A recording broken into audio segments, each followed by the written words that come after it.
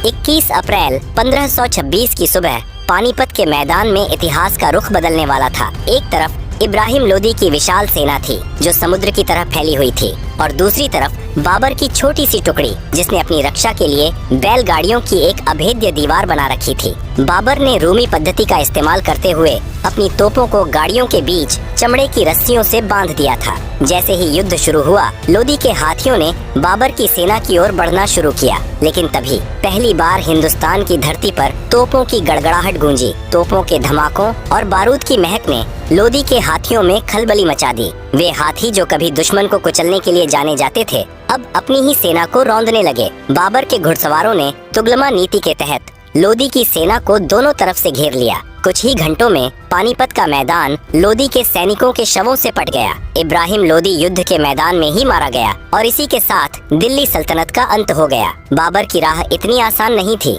उसे असली चुनौती राजपूतों के शौर्य से मिली। खानवा के मैदान में राणा सांगा ने मुगलों के छक्के छुड़ा दिए थे। राजपूत योद्धाओं की वीरता देख बाबर की सेना डरी हुई थी। तब बाबर ने धर्म युद्ध का नारा दिया और शराब के प्याले तोड़कर अपनी सेना में जोश भरा। वह युद्ध तकनीकी से ज्यादा मानसिक मजबूती का था। राजपूतों ने अंत तक हार नहीं मानी और साबित किया कि हिंदुस्तानी मिट्टी में वीरता कूट कूट कर भरी है। राजपूतों की वीरता की कहानियां आज भी राजस्थान की हवाओं में गूंजती हैं। राणा सांगा के शरीर पर 80 घाव होने के बावजूद वे मैदान में डटे रहे। बाबर ने अपनी डायरी बाबरनामा में लिखा कि राजपूत मरना जानते हैं पर झुकना नहीं। खानवा की जीत के बाद ही बाबर को एहसास हुआ कि हिंदुस्तान पर राज करने के लिए तलवार से ज्यादा कूटनीति की जरूरत है। इसी युद्ध के बाद उसने गाजी की उपाधि धारण की थी। राजपूतों के अदम्य साहस ने मुगलों को कई सालों तक चैन से सोने नहीं दिया और हर कदम पर उनके लिए चुनौतियां पेश की। इस महान जीत के बाद